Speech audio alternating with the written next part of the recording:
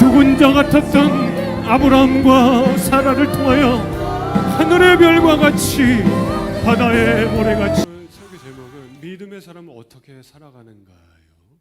믿음의 사람이 어떠한 모습으로 살아가는가, 어떠한 방법으로 살아가는가.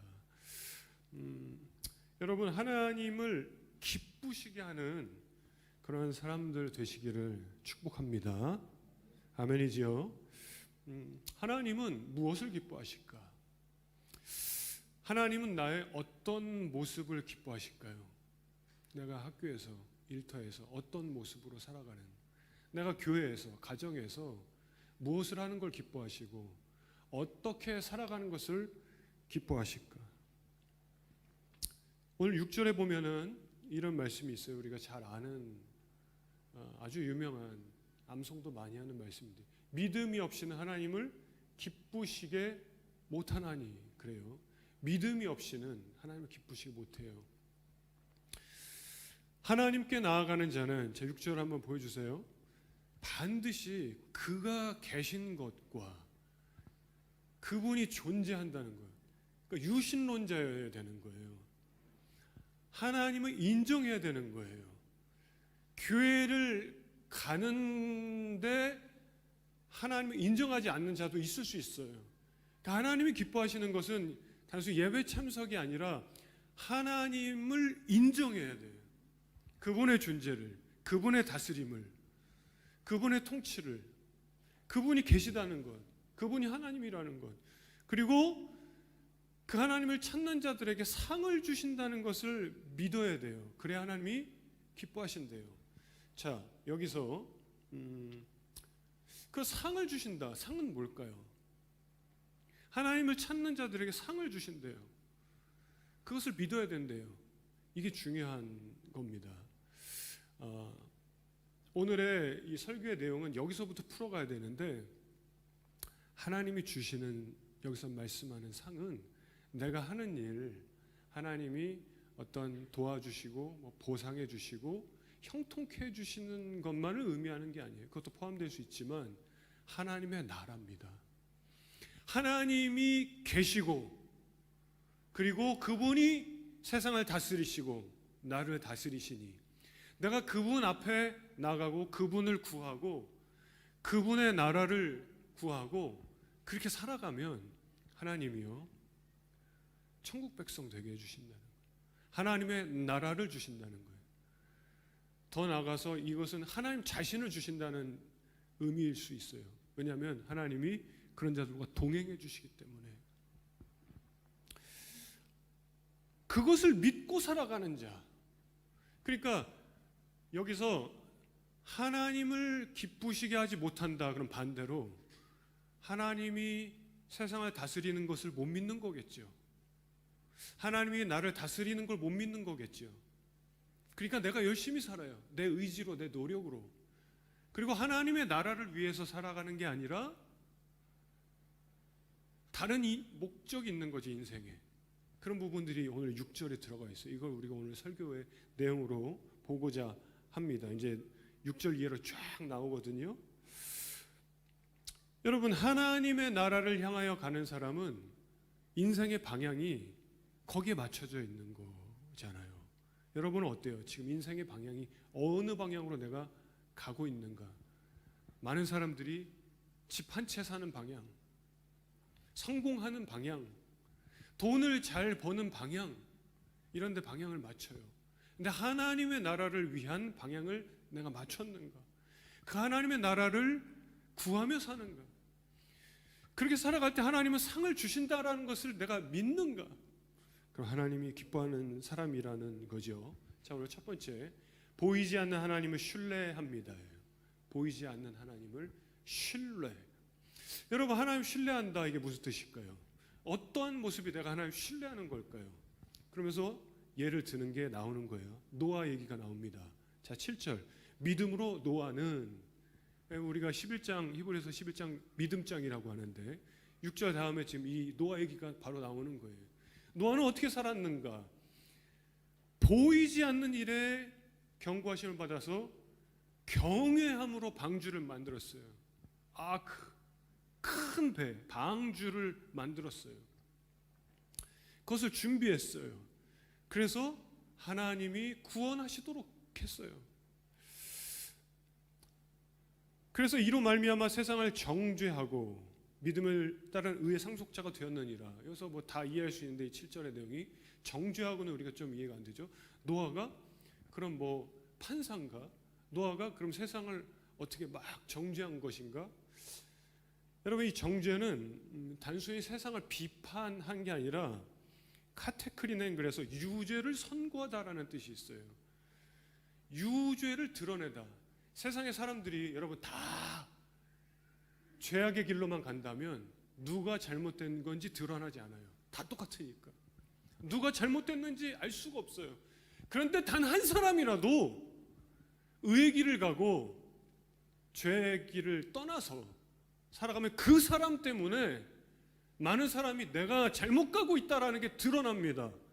여러분 이해되세요? 노아 이 한 사람을 통해서 세상 사람들이 하나님을 경외하지 않고 죄악의 길을 가는 그것이 유죄가 드러난 거예요. 이렇게 표현했어요. 세상을 정죄하고 믿음을 따른 의의 상속자가 되었느니라.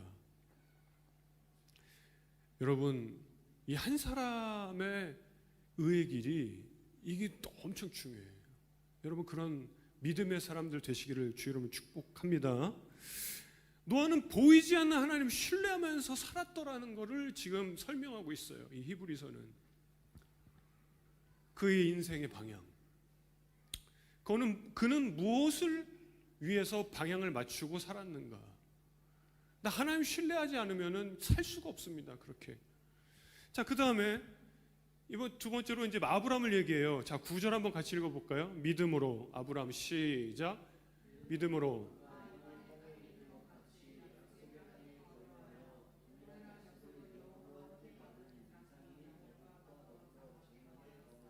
자, 8절 읽어봅시다. 8절 믿음으로 시작. 믿음으로 아브라함은 부르심을 받았을 때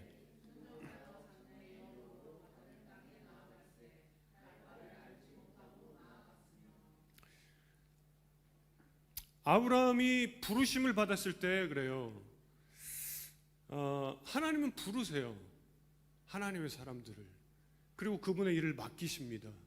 그분의 뜻을 이루십니다. 노아를 부르셨고 아브라함을 부르셨어요. 하나님의 사람들을 역사 가운데 계속 부르십니다. 그리고 그분의 일을 맡기세요. 하나님이 직접 하시지 않으세요. 그런데 여기에 이런 표현이 나옵니다. 부르심을 받았을 때 어떻게 했죠? 순종하는 거예요. 이 순종하여 장래 유업으로 받을 땅에. 그러니까 아브라함이 이제 가나안 땅에 갑니다. 거기가 이제 약속의 땅이에요. 그런데 뭐라고 그러냐면 여기 나아갈 바를 알지 못하고 나아갔다고 그래요. 여러분 이게 무슨 뜻일까요? 나아갈 바를 알지 못하고 나아갔다. 가는 길을 몰랐을까요? 당시에 하란에서 가나안은 어떻게 가야 되지? 여러분이 만약에 멜버른을 간다고 칩시다. 퍼스를 간다고 합시다. 가는 길을 모르는 분 계세요? 다 알아요. 한국을 간다. 뭐 선교지를 뭐 태국을 간다 합시다. 중국을 간다. 어디 간다. 가는 길 우리가 다 알아요. 근데 하나님이 나를 만약에 너 멜버른에 가서 복음을 전해라 라고 한다면 길은 알아요. 방법은 알아요. 근데 내가 거기 가서 어떻게 살지? 내가 거기서 뭐 해먹고 살지? 내가 거기서 어떻게 하지? 모르는 거예요. 하나님이 아브라함을 부르셨습니다. 그가 갈 바를 알지 못했다고 그래요. 그런데 순종했다 그래요. 왜요? 하나님 신뢰하기 때문에. 하나님이 부르시기 때문에. 하나님의 나라를 위해서 그 방향을 잡고 살아가는 자. 여러분 이게요 목표가 아니에요. 저는 하나님의 나라를 위해서 살겠습니다 이런 목표를 갖고 있습니다. 이게 아닌 거예요. 아브라함이 하나님이 나를 부르시니 갈 바를 알지 못하지만 제가 그 목표를 가지고 살겠습니다. 저는 하나님의 영광을 위해 사는 게 목표예요. 이렇게 설명하지 않아요. 뭐라고 그래요? 하나님의 나라를 위해 부르심을 받았을 때 순종했다는 거예요. 순종. 여러분 필요한 게 순종이에요. 목표가 아니라. 우리도 받은 약속이 있습니다. 예수님이 다시 오신대요. 약속하셨어요. 너희가 본대로 다시 오리라. 우리의 몸이 부활한대요. 그날에는 약속이에요. 우리가 주님과 영원히 함께한대요. 약속이에요. 그거 붙들고 살아갈 수 있냐는 거예요. 그 목표 가지고 아니요. 그 약속을 붙들고 순종하는 게 필요해요. 순종. 하나님 우리를 부르시는데 내가 어떻게 순종할까? 멜번 가서 어떻게 살지? 거기서 무엇을 하지? 내가 하나님의 뜻을 어떻게 이루지? 모르지만 목표가 아니라 순종하는 거죠. 자, 그 다음 절 우리 9절 믿음으로 아까 방금 읽었는데 보면은 그가 이방의 땅에 있는 것 같이 약속의 땅에 거류하여, 뭐냐면은 약속의 땅에 이제 간 거예요. 아브라함이 약속의 땅에 도착한 거예요. 근데 이렇게 표현해요. 성경이 거류하여. 거류는 그 자국민들이 거류한다고 하지 않아요. 외국인이 와서 뭐 거류증 이런 거 신청해서 받아요. 임시 거류. 약속의 땅에 갔는데 이방 땅에 있는 것 같이 약속의 땅에 거류했다고 그래요. 여러분, 이게 무슨 말씀일까요? 하나님의 나라를 바라보며 살고 있는 모습이에요. 야, 이제 여기 도착했고 이제 왔으니까 정착하고 이렇게 살아가자가 아니라 아브라함은 하나님의 나라를 바라보면서 계속 살았다라는 것을 설명하고 있어요. 그래서 그 다음에 보면은 약속의 땅에 거류하여 동일한 약속을 유업으로 함께 받은 이삭, 야곱과 더불어 장막에 거했대요. 집을 짓고 이런 게 아니라 텐트를 치고 임시 아들과 손자와 그는 계속해서 그의 삶은 하나님의 나라를 바라보면서 이 땅의 정착민이 아니라 그 삶의 포커스는, 방향은, 그는 그저 우리가 여러분 많이 보는 것처럼 집 한 채 사기 위해서 남보다 더 큰 집 사고 그렇게 살기 위해서 살아간 자가 아니라 하나님의 나라를 바라보면서 살았던 것을 성경은 증언하고 있어요. 그는 믿음으로 그렇게 살았다. 그래서 10절 보세요. 이는 그가 하나님이 계획하시고 지으실 터가 있는 성을 바랐습니다 그러잖아요. 명확하죠. 아브라함은 그렇게 살았던 거예요. 하나님의 성을 바라보며 살았던 거예요. 이 땅에 욕심 부리지 않고, 가나안에 갔으면은 하나님이 가라고 했으니까 왔고 이제는 내 땅이다, 그게 아니었다는 거예요. 나는 계속해서 주의 나라를 바라보면서 구하며 살아간다, 그런 마음이 있었던 것이요. 하나님 보이지 않지만, 여러분 지금 두 사람을 얘기합니다. 노아, 아브라함. 이 사람들의 특징이 이 땅의 삶이 전부가 아니다라고 고백하고 그렇게 살았던 것을 제 히브리서가 설명하고 있어요. 믿음의 사람은 이렇게 살더라는 거예요, 여러분. 믿음의 사람은 막 세게 기도하고 막 무슨 은사를 막 방언을 하고 막 무슨 뭐 대단한 뭐 이런 게 믿음의 모습이 아니라, 믿음의 사람은 보이지 않는 하나님, 그러나 신뢰하고 그분의 나라를 바라보고 이 땅에 내 몸과 내 배와 내 자랑을 위해서 산 것이 아니라 그분의 나라를 바라보며 평생을 살았다는 거예요. 자식을 낳아도 손자를 낳아도 마치 그의 모습은 정착을 못한 외국인처럼 살았다는 거예요, 아브라함이. 두 번째입니다. 믿음의 사람이 어떻게 사는가? 보이지 않는 약속을 붙들고 살아갑니다. 보이지 않는. 첫 번째, 하나님 신뢰하며 살고, 두 번째는 약속을 붙들고 살아요. 약속. 자, 13절 한번 읽어봅니다. 이 사람들은, 13절 시작. 이 사람들은 다 믿음을 따라 죽었으며 약속을 받지 못. 자, 여기까지. 약속을 받지 못했어요. 그런데 약속을 붙들고 살았어요.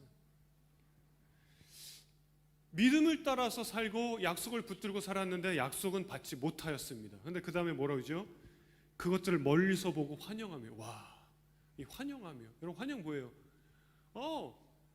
어서 오세요. 환영합니다. 아유, 들어오세요. 환영합니다. 막 손 흔들고 환영하는 거예요. 뭘 환영해요? 하나님의 약속을 환영한 거예요. 하나님의 약속이 오고 있는데 오고 있는데 아직 다 오지 않았는데 손을 흔들고 환영하는 것처럼 하나님의 약속을 환영하는 거, 웰컴하는 거예요. 그런데 약속을 받지 못하고 죽었어요. 그것들을 멀리서 보고 환영하며 또 땅에서는 외국인과 나그네임을 증언하였으니, 그래서 그들의 모습이 외국인이요 나그네처럼 살았음을 증언하더라는 거예요.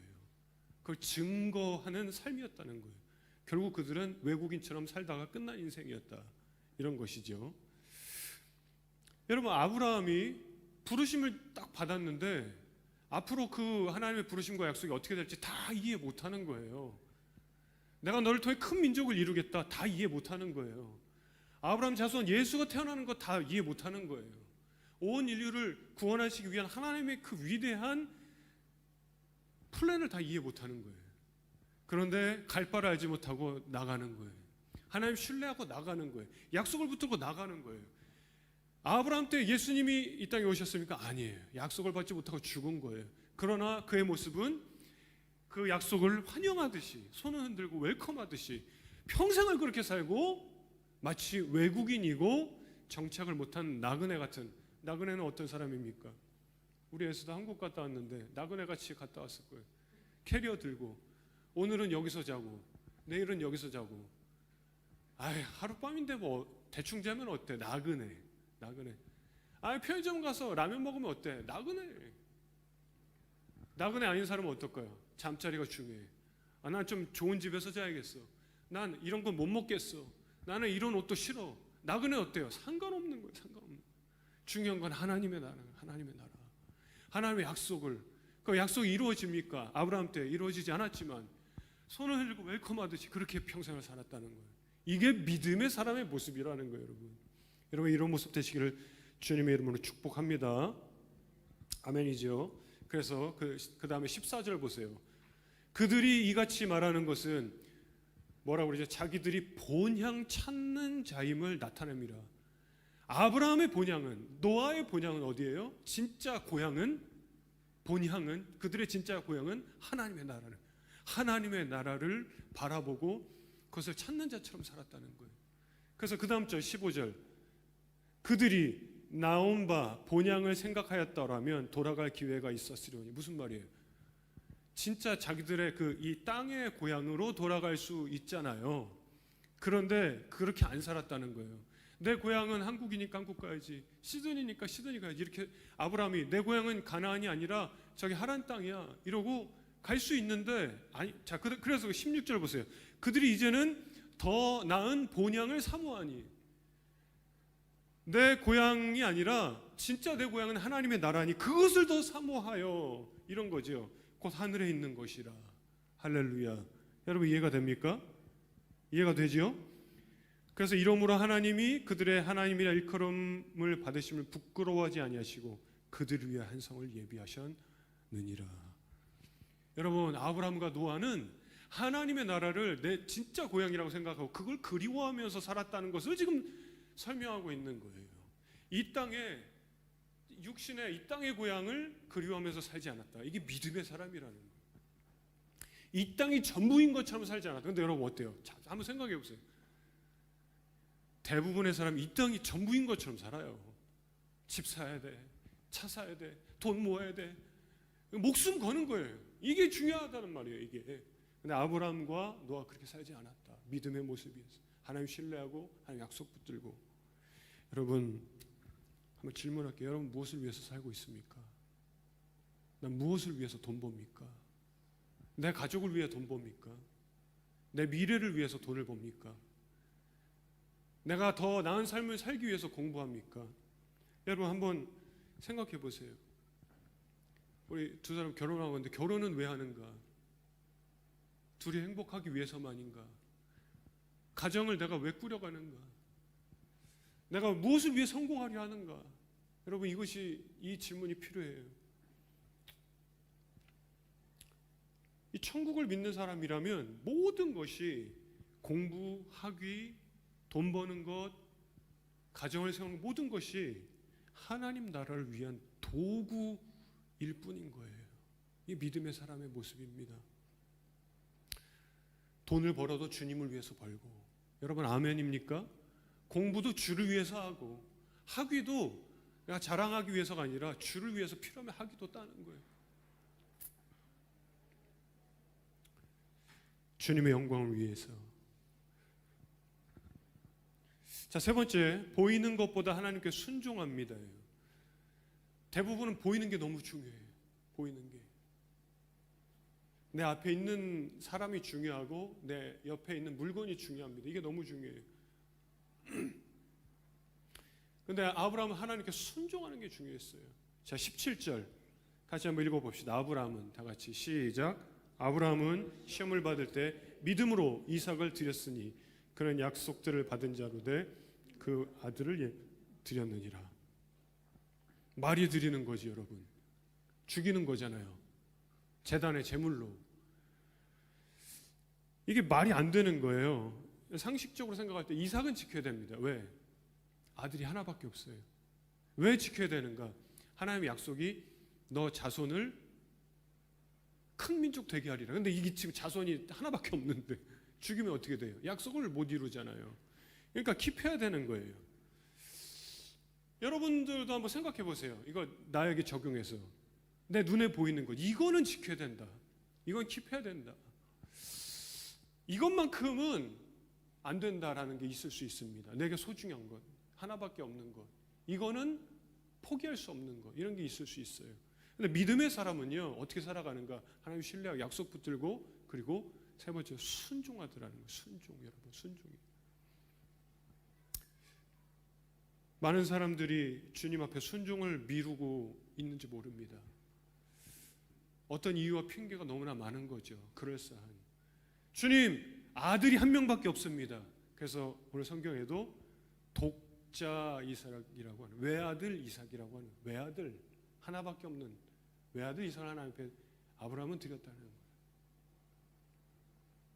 여러분, 우리가 6절로 시작했습니다. 오늘 말씀이 믿음이 없이는 하나님을 기쁘게 하지 못하나니. 여러분, 그러면 이 믿음이 무엇인가? 하나님 나라 바라보고 살아가는 믿음입니다. 그런데 하나님 나라를 바라보고 순종해야 되는데, 이 아브라함이 이삭을 드리는 것은 하나님의 약속과 명령이 충돌하는 것처럼 보이는 거죠. 어떻게 드릴 수 있는가? 상식으로는 이삭을 지켜야 되고, 계산으로도 이삭은 살려야 되고, 논리로도 순종하기 어려운 겁니다. 근데 아브라함은 순종했어요. 자, 우리 19절 다 같이 그가 시작. 그가 하나님이 능히 이삭을 죽은 자 가운데서 다시 살 줄로 생각한지라 비유컨대 그를 죽은 자 가운데서 도로 받은 것이니라. 믿음으로 이삭을 드렸어요. 왜 그런가? 19절에 보니까 하나님이 능히 죽은 자 가운데 살리실 줄로 생각했다는 거예요. 여기서 생각한지라는 막연하게 기대했다는 게 아니에요. 계산해보고 판단하고 결론 내린 겁니다. 하나님은 약속을 깨트리지 않는다. 난 지금 아들이 하나밖에 없고 내 후손이 큰 민족이 되려면 이삭을 지켜야 되지만 하나님이 약속을 지키실 것이다. 반드시 다시 살리실 것이다. 이 믿음이 있었던 거예요. 그러니까 눈에 보이는 지금 이 이삭을 지키는 것보다 하나님을 더 믿었던 거죠. 그래서 순종할 수 있었습니다. 여러분에게도 이삭이 다 있어요. 이삭이 있습니다. 하나님이 이삭을 바쳐라. 이게 하나님의 테스트일 수 있어요. 어떻게 드리는가? 상식이 아니고 논리도 아니고 하나님의 약속과 이게 명령이 충돌하는 것 같고, 이삭은 놓을 수 없는 존재예요. 포기할 수 없는, 포기하기 싫은 100세에 낳은 아들임이 하나밖에 없는. 한번 여러분에게 그런 건 무엇일까 생각해보세요. 내 계획 놓을 수 없어요. 내 자존심 포기할 수 없어요. 내 꿈 너무 소중해. 내 미래 못 가도 바꿀 수 없어요. 근데 내려놓으라고 말씀하십니다. 그때 우리가 하나님이 이삭을 살리실 거라고 생각한다는 건 다 계산해보고 생각해보고 거기에 믿음의 순종이 따르게 되는, 그게 여러분 믿음의 사람이라는 거예요. 여기서 필터가 되는 거예요. 여기서 여러분, 믿음은 이해가 다 되었기 때문에 순종하는 게 아니에요. 저는 그런 얘기를 너무나 많이 들은 것 같아요. 지금까지 목회하고 사역하면서. 믿음의 길을 가지 않는 사람들이 하는 얘기는 항상 나는 아직 그것이 다 이해가 안 됐습니다. 제가 나중에 이해가 되고 하나님이 진짜 명확한 부르심과 사인이 있고 눈에 보여지는 기적이 있으면은 순종하겠습니다. 그렇게 되는 거예요. 그래서 나는 아직 이 이삭을 드릴 수 없습니다. 여러분, 믿음은 오늘 히브리서에서 증언하는 것은 이해가 다 되었을 때가 아니라 하나님을 신뢰하기 때문에 순종하는 거예요. 그 믿음의 사람입니다. 여러분, 말씀을 정리하겠습니다. 믿음의 사람 어떻게 살아가는가 제목으로 말씀을 나눴어요. 이 히브리서 11장은 믿음의 사람은 하나님을 보이지 않는 하나님을 신뢰하며 살아가. 그 약속을, 보이지 않는 약속을 붙들어 마치 환영하듯이, 그리고 보이는 현실보다 하나님을 순종하며 살았는데 그 이유는 단 하나예요. 오늘 내용에 보면은 영원한 본향을 바라보고 있었기 때문에 가능했다는 거예요. 이 땅이 전부라고 생각하면 그것이 불가능한데 나의 시민권은 하늘에 있지, 나의 소망은 하나님의 나라지, 그럴 때 가능하더래요. 이게 믿음의 모습이었다는 거예요. 여러분, 믿음으로 살아가는 저와 여러분 되시기를 주로 축원합니다. 말씀을 마치기 전에 11절 보세요. 믿음으로 사라 자신도, 노아 아브람 얘기가 있었고 사라가 나옵니다. 사라 자신도 나이가 많아서 단산하였으니, 그죠? 여성이 나이가 많으니까 단산하는 거죠. 잉태할 수 있는 근데 힘을 얻었대요. 이는 약속하신 이를 미쁘신 줄 알았습니다. 무슨 말인지 다 이해가 되죠. 근데 그 다음에 이런 표현이 나옵니다. 12절 그 다음 절 보세요. 이러므로 죽은 자와 같은 한 사람.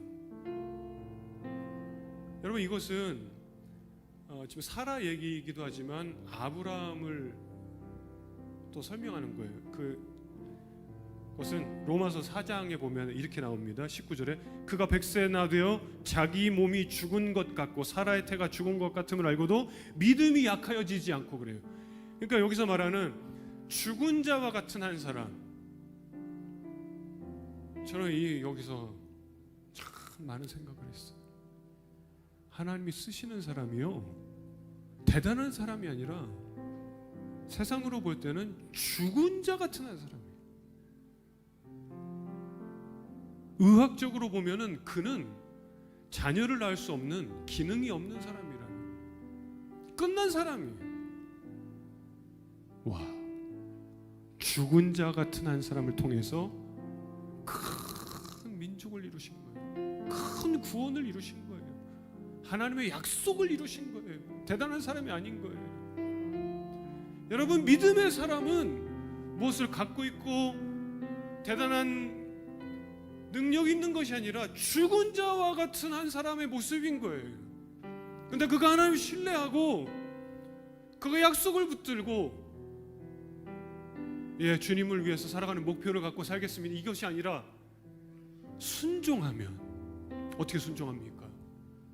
비상식적이고 비윤리적이고 말이 안 되는데 이삭을 드려요.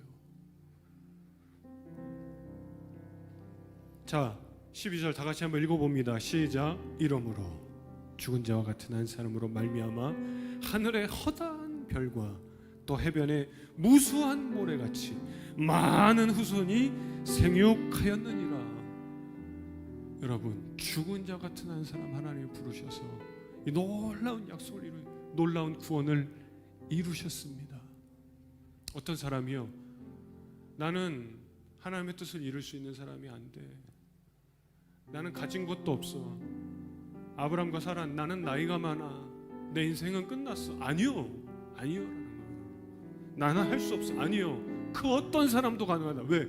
죽은 자와 같은 한 사람을 통해서 하늘의 허다한 별과 해변의 우수한 모래같이 많은 후손을 하나님께서 세우신 거예요. 구원하신 거예요. 살리신 거예요. 할렐루야. 여러분, 그러니 믿음의 사람으로 살아가시기를 주 여러분 축원합니다. 여러분이 그런 사람이 될 수 있어요. 하나님 여러분 한 사람 통해서 놀라운 구원을 이루실 거예요.